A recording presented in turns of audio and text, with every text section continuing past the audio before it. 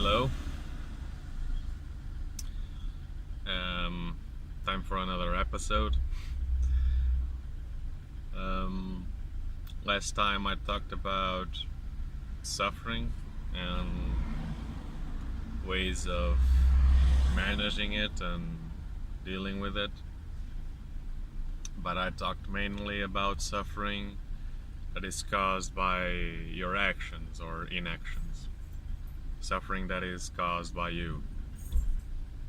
Now I'm going to talk about suffering that just comes with the world. And it's a difficult topic, mainly because it's difficult not to dwell into religion on this one.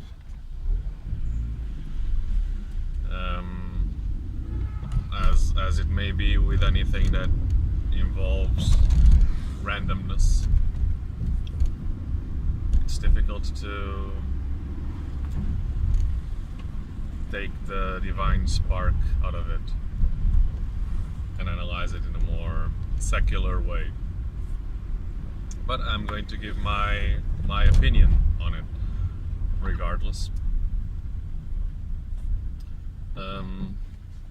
I define that kind of suffering as events that give you pain but are not directly caused by yourself, as I said. And it's difficult to deal with those events. It's difficult to make sense of them especially because they don't actually have a proper sense in a rational way. And it's very difficult to deal with that kind of suffering and try to think of a fair world when that kind of suffering is present. It's impossible to think of a fair world when you get a deadly disease, for instance, that isn't caused by anything that you actually did. It's difficult to think of a fair world when the poor actions of other people cause your suffering.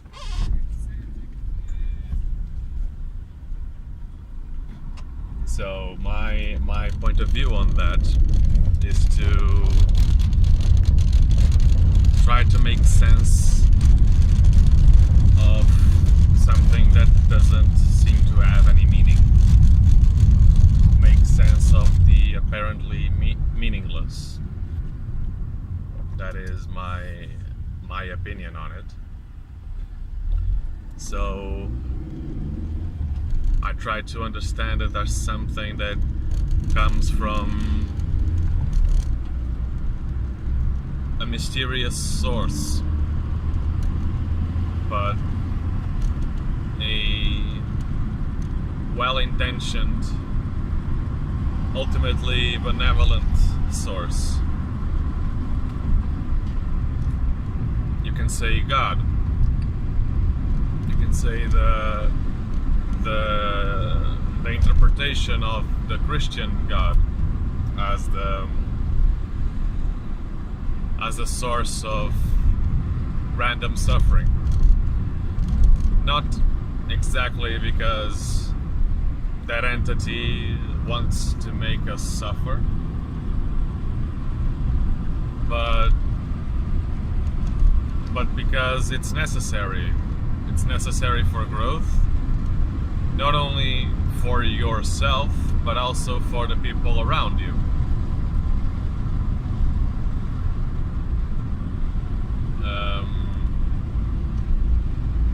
It's very difficult to deal with that kind of suffering. It's very difficult to find someone that you love involved in that suffering. Very difficult indeed.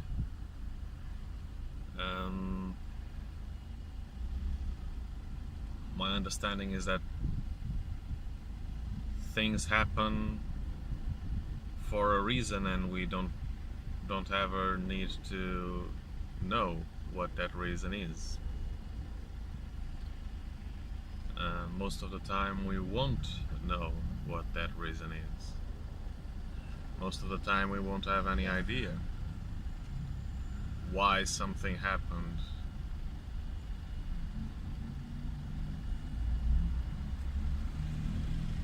And I understand that this might not be a good conclusion to someone who has a more atheistic worldview. And I get it. I was in your shoes a bunch of years ago, before I found that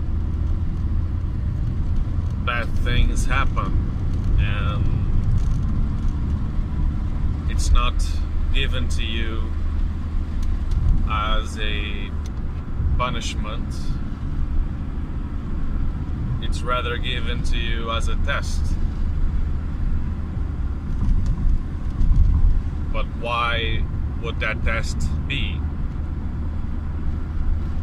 Well, in my opinion, it's because the test becomes a source of strength if you are successful in passing it. If you are successful in dealing with it without giving up. That's the main thing. That's the main thing that's being proven when you pass that test, is your tenacity and your faith in a better future.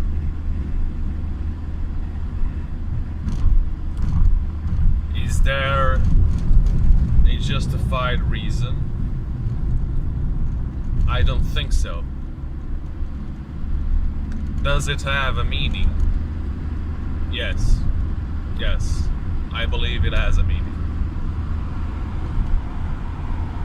I believe that it might feel meaningless, and it might feel random and cruel, that reality itself is just attacking you. But there is a meaning, because instead of being the kind of suffering that has a cause and effect, it is the kind of suffering where the effect generates a cause for you to improve, or a reason for you to improve. The meaning is finding in the struggle justification for improving, for surpassing future similar problems.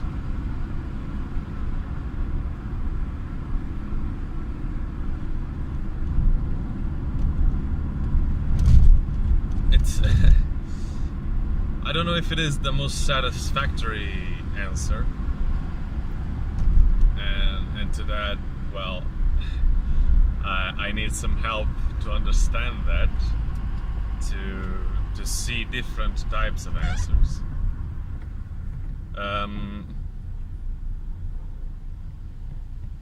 But in my point of view, it makes everything much more easy to deal with, even if it isn't the most complete or the most accurate or the most scientifically sound answer. I believe that it is the best one. It's not that there is an almighty force that takes pleasure in your suffering. It's more that there's an almighty force that wants you to improve. And sometimes when everything is good, you need to improve. Sometimes when everything is bad, you need to improve. The most difficult time is when everything is bad, everything is going wrong. All you feel is despair. And then another tribulation, not caused by you, not set up by you, just makes everything worse. And in the middle of that suffering, in the middle of all that pain, to find a sense for it is impossible. But there is a sense for it. You will know if you survive it, if you surpass it, you will know there is a sense to it. The knowledge will give you wisdom. And understanding how the other things occurred will also give you wisdom regarding that thing that wasn't caused by you, that simply happened to hit you with no warning.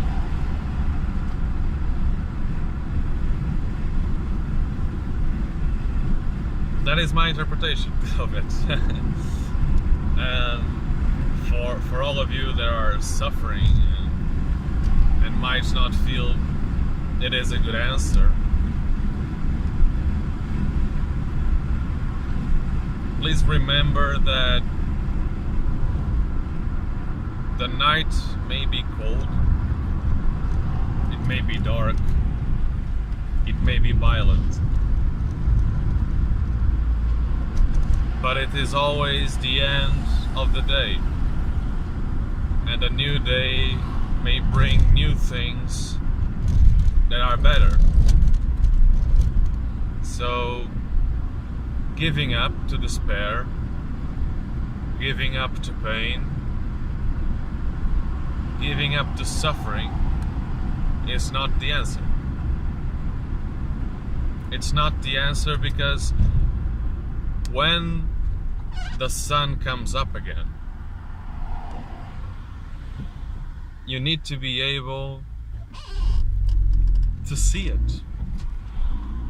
You need to be able to see the sunrise, to feel the light hit your face, and understand that that night may happen, but next time you will know better.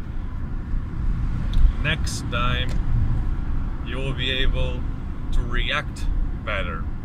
You'll be able to understand things much, much better than you did that dreadful night that you just survived. So that is my take on basically random suffering, unsolicited suffering. I don't know of a better definition. The suffering that reality gives you. Yeah.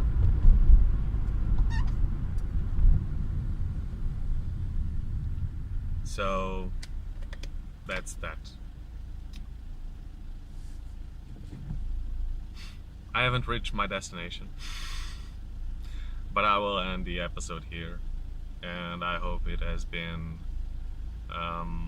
valuable to anyone out there dealing with the chaos of the world.